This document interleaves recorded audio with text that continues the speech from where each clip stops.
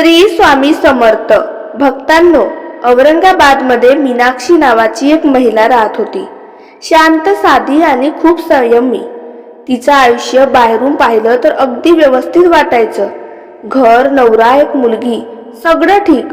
पण आतून ती पूर्णपणे तुटलेली होती. तिचा नवरा सतत रागावलेला असायचा. घरात रोज भांडण, कधी पैशांवरून, कधी छोट्या छोट्या गोष्टींवरून. मीनाक्षी काही बोलली तर वाद वाढायचा, न बोलली तर आतून घुसमट. तिने खूप वेळा प्रयत्न केला सगळं ठीक करण्याचा, पण काहीच बदल होत नव्हता.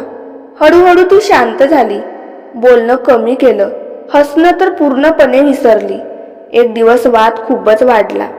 नवऱ्याने रागात खूप काही बोललं, जे तिला आतून तोडून दिलं. त्या रात्री मीनाक्षी एकटीच बसली होती, डोळ्यात पाणी, मनात एकच विचार, आता पुढे काय? तिला काहीच मार्ग दिसत नव्हता. अचानक तिच्या हातात एक जुनं पुस्तक आलं.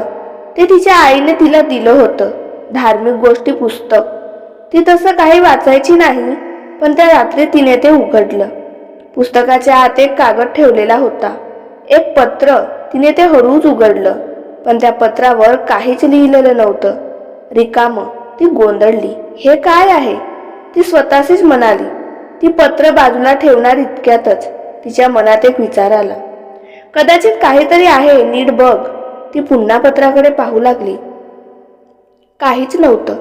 पण अचानक तिला जाणवलं, तिच्या मनात शब्द उमटायला लागले, जणू कुणीतरी तिच्याशी बोलत होतं.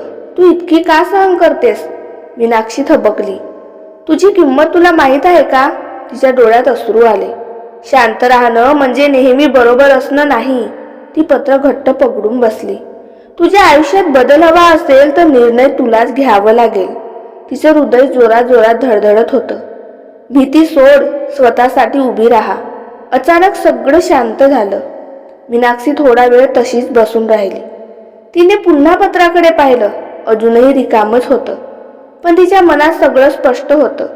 त्या रात्री तिने एक निर्णय घेतला. पुढच्या दिवशी ती शांतपणे नवऱ्याशी बोलली, पहिल्यांदाच ठामपणे.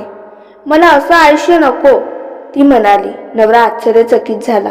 ती पुढे म्हणाली, मी सगळं सहन केलं, पण आता नाही. त्या दिवशी मोठा वाद झाला, पण मीनाक्षी मागे हटली नाही. काही दिवस खूप कठीण गेले, पण हळूहळू घरात बदल दिसू लागला.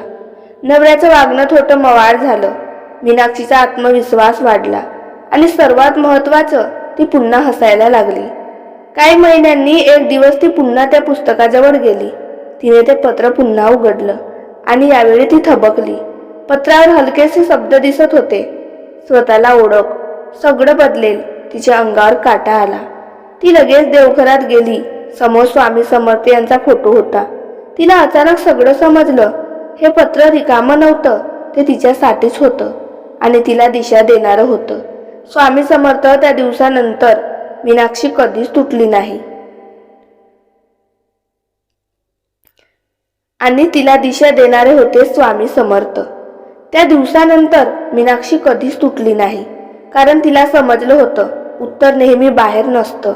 कधी कधी ते आपल्या आत असतं आणि फक्त दिशा दाखवणारे असतात. पत्रात